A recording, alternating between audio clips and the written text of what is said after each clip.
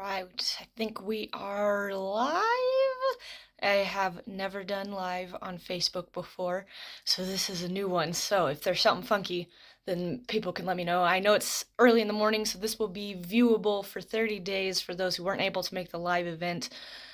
Today is just basically me chatting with you about why low back pain is a problem and why rest is not your answer.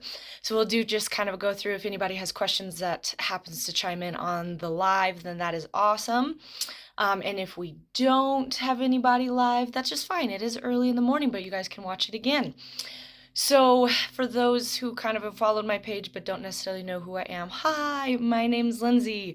I am the creator and founder of Phoenix Rehab Company, which is essentially my company of trying to help people overcome physical adversities, including pain, injuries, and trying to get people to be healthy. So, here we are. So today's topic of day one, so the way that this 4-day challenge is going to work, day one today is kind of giving you an introduction to the topic, which is basically stop resting your low back pain and let's get you moving.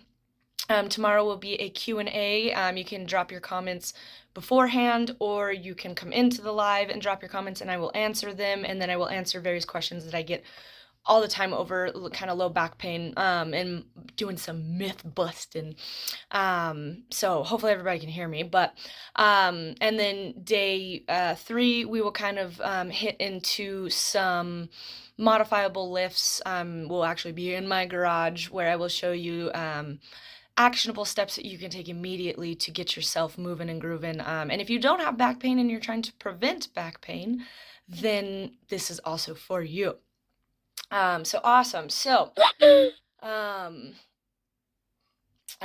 sorry, I'm on my phone and here we go. Anyways, so awesome. So, day 4 will be kind of my experience and what I've done, and walk you through, and again, questions, as far as it goes for the actionable steps that you can take, and then just kind of a breakdown of how I apply the program and, how I help people from in-person to online. So, all right, let's jump into it. So here's the thing that I hear a lot, both whether it's on online forums or in person. So I work in a sports medicine and spine clinic as an athletic trainer. I cover high schools, and then I also run my business. And here's like the number one thing that drives me nuts, which is just rest your low back. Stop lifting. You should just walk. Yeah, so your back hurts. And for the general population, it's the worst advice you can get. But if you're a CrossFit and barbell athlete, you're somebody who hops on constantly to work out, this is like a mental death punch.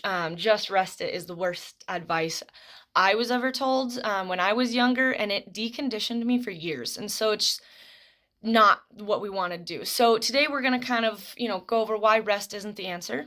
We are also going to go over the red flag symptoms, not medical advice, but like if you are on your own doing some of these things you should look out for, not work with a personal trainer, but actually go see somebody. Why movement gets you faster, and, of course, specific lift modifications.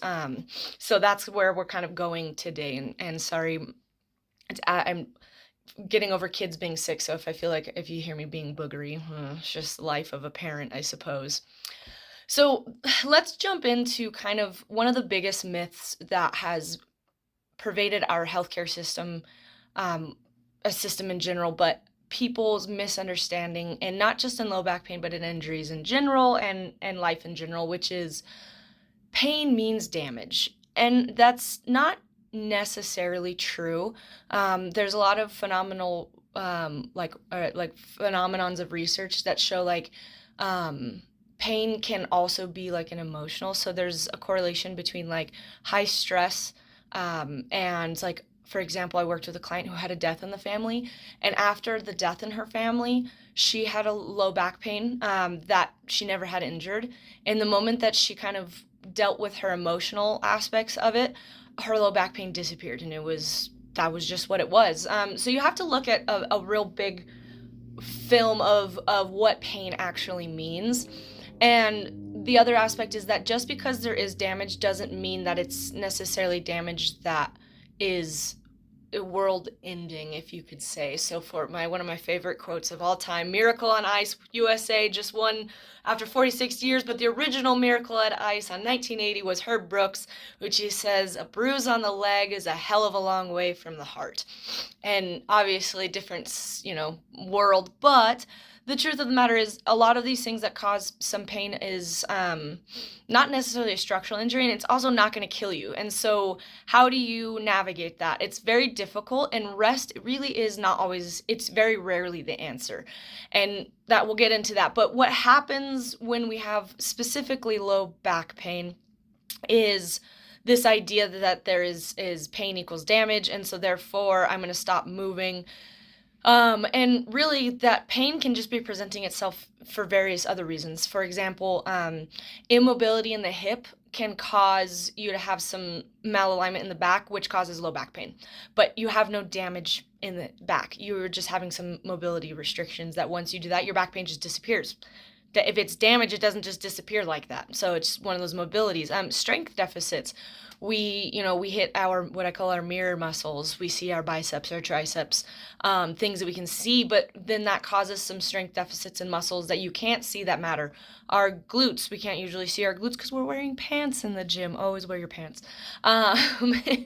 Anyways, some fatigue overload. You're just not as trained in that specific aspect, whether it's squats, deadlifts, maybe it's a new movement pattern. Maybe you've tried CrossFit for the first time and all of a sudden you're asking to do Fran and you're like, I've never done this move before, and all of a sudden you have some pain, and that's just fatigue overload, and it's presenting your body as pain, a lot of the time low back pain. Poor setup mechanics. You hear me talk all the time about deadlifts and puffing a big chest. It's not just for pride, it is also because it engages your lats and protects your low back. So there's all these various reasons for that, and poor setup mechanics is the easiest fix in the world, and that's where rest is never going to fix that. And then, of course, the one that can actually cause damage, which is stress load exceeding tissue tolerance. So, aka you are trying to PR and you haven't prepped for a personal record, and you go to try and do your heaviest deadlift, but you haven't trained for it whatsoever. And yeah, then you actually end up with a load that exceeds what your tissue is capable of, and you end up with some sort of pain that could be tissue damage. And so, again, sometimes pain does not automatically mean damage. And so that's a myth. And something that people have to wrap their head around is that sometimes it just means sensitivity. Best analogy I've ever been given by barbell rehab, which is our fire alarms in our houses.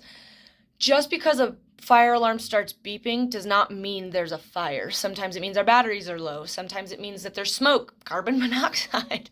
Hopefully not, but just because the fire alarm is beeping does not mean that there is a fire. So just because you have some low back pain does not mean that you are damaged. And that mindset, like I said, emotional capacity makes a difference in low back pain. Wrapping your head around that you are not damaged, you are not fragile, you are not injured, makes a world of difference in your capacity. And a lot of the times working with my athletes and clients, just getting them to wrap their head around that is like a game changer for their entire workout career. And so basically we just have to, when we're going through this aspect, we have to just drive that home. You are not broken. Sometimes pain just needs a quick fix. So here's why, when we talk about pain specifically and why rest is not the answer, the main point, sorry, I'm gonna drink coffee because apparently I need more caffeine. Can you hear it? But specifically when we're talking about that tissue capacity, and if your load outweighs your capacity, well, what do you think happens when you rest? Do you get better capacity or do you lower capacity? So for example, I was just working with a runner the other day, and bless his heart, he was running and getting really good of his running capacity. And then he got hurt, took a rest. After 7 days, his running capacity went down to where he was having a hard time running a mile again. Was that beneficial for him? Now a runner can't run a mile without fatigue, pain, potential, muscular issues. Was rest beneficial to him? So we break that down to a barbell or a CrossFit athlete or any individual trying to get strong. If you go from, okay, my back hurts trying to lift 100 pounds, for whatever lift it is. Let's say it's a deadlift. Will you take rest? Do you think you're going to go back and lift 100 pounds and have any problems? No, you're going to have problems. You're going to have pain. You might even result in an injury from resting.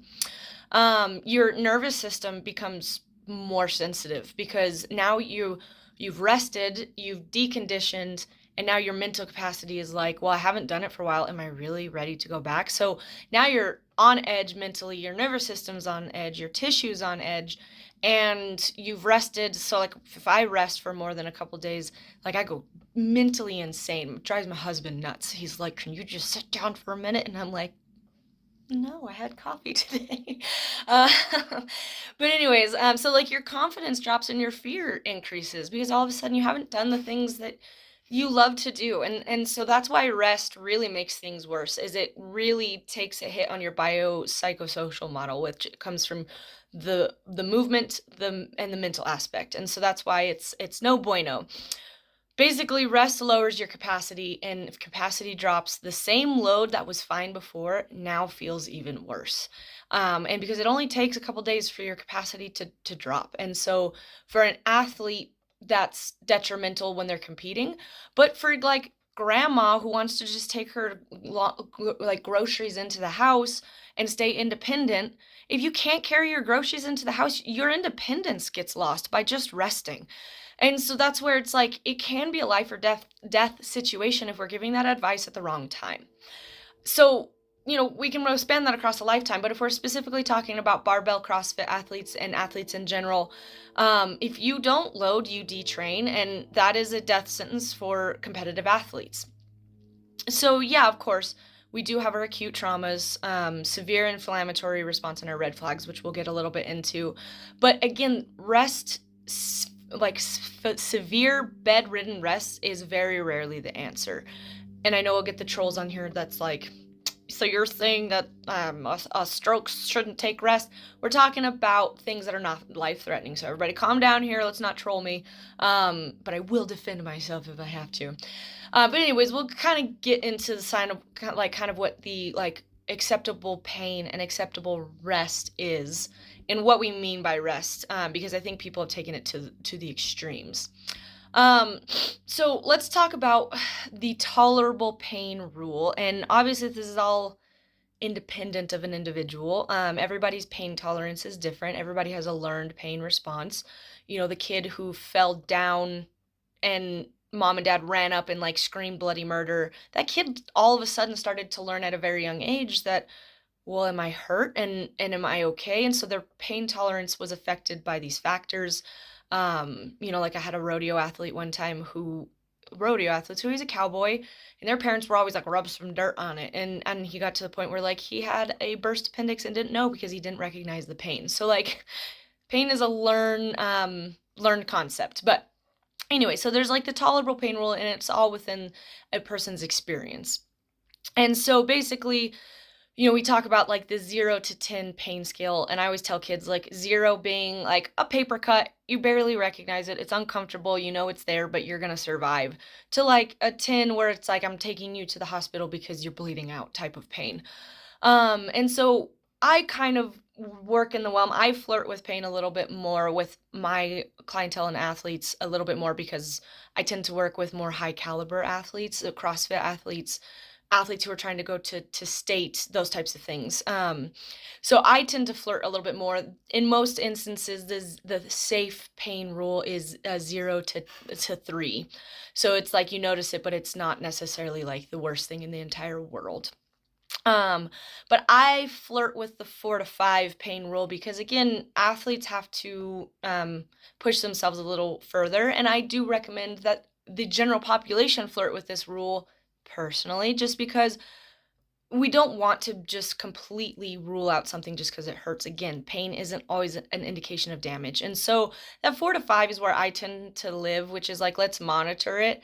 And then if that 4 to 5 starts getting to a 6 and 10, we start to modify and ease up on that. And so that's where that kind of rule lives. And so basically what it means is that if you're in that 0 to 5 pain modification or pain area, and it basically settles within 24 hours or less, then let's continue in that realm and gun it.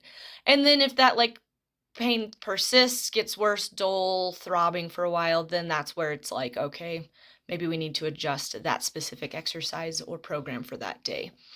Um, pain, flirting with that pain in that area of tolerable pain actually increases your capacity not only to just deal with pain but also get stronger. Again, if we're doing like you're in a hypertrophy phase, aka you're trying to gain muscles, are you not sore within the next 24 to 48 hours? That's a pain that's tolerable, and you have to have that pain to adapt. And so that's where it's like we need to get into this. So avoidance though decreases it, but also mentally messes with you. Is this something that I should be afraid of? And when your body is afraid, it gets worse. And so that's where it's like, let's flirt with this a little bit. And again, is it acceptable? Everybody has their own opinion. My opinion is I like to flirt with it a little bit more. You don't need zero pain to train. You just need to manage it and know what's acceptable and know that it's very rarely damage. And that's your cue as your own person. I can guide you, but I can't tell you what you're feeling. So here's the part where it's, again, the trolls will come after me if I'm not careful, which is like tolerable pain versus red flags. And so specifically talking about the low back, and this declaration is not medical advice. This is just things to be aware of for your own health, which is like, so if you are dealing with low back pain, these are red flag symptoms. You can Google them. This is not my own opinion.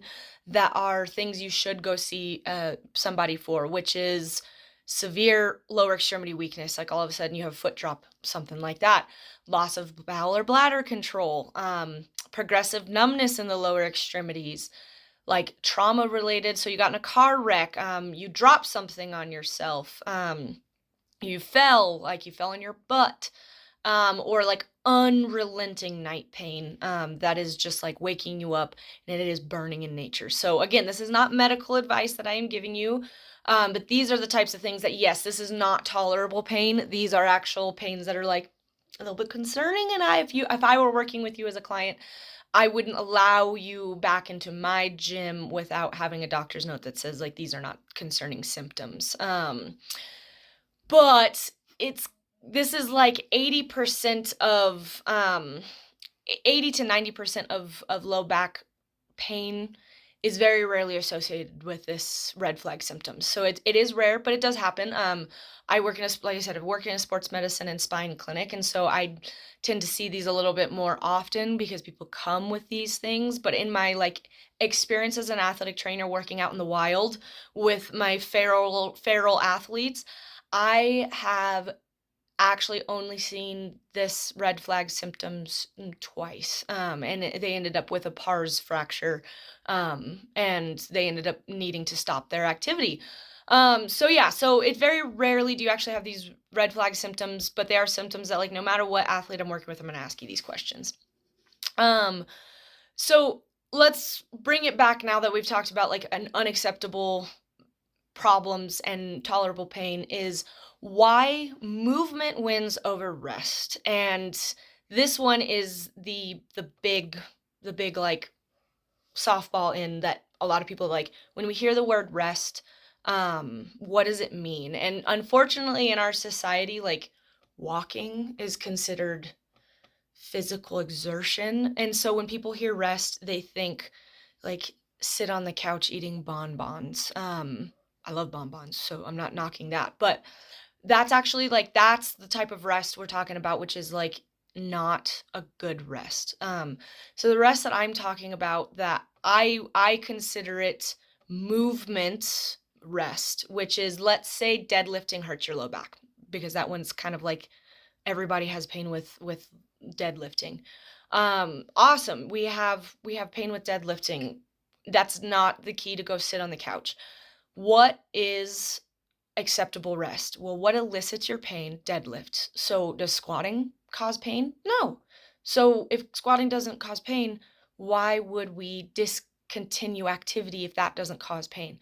Maybe a lifted deadlift. So a deadlift straight off the floor. Well, maybe we lift it onto a box or a riser and that doesn't cause pain. Well, that's a win. And so you're actually stressing those tissues. It's not full rest, but it's also not pain inducing. Well, that's a win, and that's not rest. That is not sitting on the couch. That is not walking. That is a tolerable pain. And why this matters: movement desensitizes the nervous system. It lets you know that you are not in danger. So the nervous system was created to, see, am I in danger? Am I going to die? So, yeah, pain can knock that up, but movement that doesn't cause pain desensitizes that and lets your body and your brain know that, like, you're not in fear of a problem. It improves blood flow. We need blood flow to finish the inflammatory cycle. And so we need movement and we need blood flow. We need mobility. So, like, I'm sitting in a chair right now. My back is quote unquote locking up because I'm sitting in a chair, and I don't usually sit. I usually work out or move or walk or run or something like that. So movement is medicine. It restores your mobility, and mobility is a huge factor that's causing your low back pain. And so if we can continue that mobility, then that's where our function gets better. It builds our strength and our tolerance. So if we need more strength, because sometimes pain comes from that muscle weakness, and so we can build strength and we can build our tolerance. That's the whole goal of weightlifting in general. And honestly, in my experience, in my opinion, it builds our confidence. We need confidence um, to be able to do the things that we love, because when we get knocked down from our confidence because of an injury, because life is tough, we lost a family member, we hurt ourselves, or whatever, we need to have confidence in our lives and in ourselves and our ability. And being told to rest hits our confidence. And so that's why movement, whatever it is, yoga, it's why I am a yoga instructor, is because yoga is such a great way to get you moving with modifying that load. And so mobility, movement, it's your friend, it's your best friend. We just have to do it smart. So you don't need you don't need to stop lifting. What you need is to realize that you are strong, you are capable, you are not fragile, but you are adaptable. The human body is beyond belief adaptable, and you have to believe that. And movement reinforces that. You just need to lift smarter. And sometimes you need help with that. Hello, that's where I come from. So let's put it this way. As I said, we are going to go through, and you're going to actually visualize the movement modifications that I recommend specifically for low back pain in various lifts. I hit the deadlift because that's like one of the top causes of low back pain. But here's some examples that we can modify in our lifts to keep you training. So for example, I had an athlete come in, he was pinching in the front of his hips. So he told me his response was squats are bad for me because it causes pinching. And I was like, interesting. So we just modified his stance. I moved his feet out. So he was like this with his feet, moved his feet out, and voila, he was lifting without a pinch or pain in his hips. And he was like, this light went off. Oh, and I was like, squatting's not bad for you. You just had to modify it. So just a simple movement of the foot can cause a difference. Deadlift height adjustment. So we have pain with our deadlifts. Well, like my tall athletes hate deadlifts because they're so tall. We just lift the barbell off the floor by half a foot to a foot, and all of a sudden they're like, Lindsay, I love deadlifts. And it's like, you don't need to lift off the floor if it causes you pain. It's better to deadlift modified than not deadlift at all. And so it's another thing that we'll work on. Tempo work is phenomenal for seeing where you have modification problems, like do you have a hitch in your giddy up with certain things. By lowering slowly or moving through the movement slowly, you yourself can see where a problem might result from, like, oh, hey, I noticed moving slowly that I had more pain in my hip or my low back or my knee flared out. It's not just for me to see, but it's for you to see. And then on top of it, it also, that eccentric phase and that tempo work really strengthens your muscle and builds your capacity a little bit better. So I put tempo work in all of my workouts, whether it's a strength training or a rehabilitation one. You reduce the load, positional breathing resets, bracing strategies, and exercise swaps. We can't push press or strict press, so we landmine, push press, and strict press. It just changes the load. So those exercise swaps. So that's the biggest part, is that, but also into it is that modification is not regression. It is, if we do it forever, yeah, in theory it is, but the idea is not to keep you doing it forever. So example, my biceps tendinopathy that I gave myself. Real good move. But I knew I was not going to do landmine presses for the rest of my life. I knew that I needed to stress those tissues in a way that reinforced to my body that I was not being damaged, that I was gaining strength. So I had no pain with landmine press. Wow. Apparently I need more coffee. I had no pain with that press. So I did that, not to the point of like, I gave myself more pain, but like to the point where it was like, my body knew I could press. So then I was like, let's try a dumbbell press. No pain, because my body gained confidence that I could move. So those modifications is a strategic progression, and we want you to get there confidently and move forward. So this is my whole spiel on, if you have ever been told to rest your low back due to pain and or injury, this is your sign to rise above. You are not fragile. You are not meant to sit on the couch or to walk. You are meant to get after it. You are meant to get stronger. And I'm here to help you. We need to stop fear-based movement in medicine. That is not where a person excels. Fear does not progress us. Fear does not make us better. And we need to build confidence, and sometimes you need some help. And so that's where this 4-day course, day 1 almost done, is going to help you rise above your limitations and realize what you are capable of, which is you are capable of so much more than rest and walking. You are capable of lifting and moving and hitting PRs and doing all of these things, whether you are a seasoned barbell CrossFit athlete or you've always wanted to be one, but you're not sure where to start. Here we are. We are here to rise above. We don't sit and wait for pain to disappear here at Phoenix Rehab. We rise above it and we make it work for us. So here's where we're going to get into it tomorrow. Q&A. Any questions, you can drop comments below. You can join live, or you can email me, DM me what your questions might be, and we're going to make us feel more confident. Day 3, we'll do some modifications. Day 4, we will get into how my program is built for you and how I can make it work for you even better, asking more questions, hearing my own personal stories of why I got into what I'm doing. So everybody remember, rest is not the answer. Modification is key. Movement is medicine. And let's get after it. I hope you all enjoy your Thursday. The weekend is almost here. And this is how we rise above. Let's go, buddy. Appreciate y'all for being here. Have a good rest.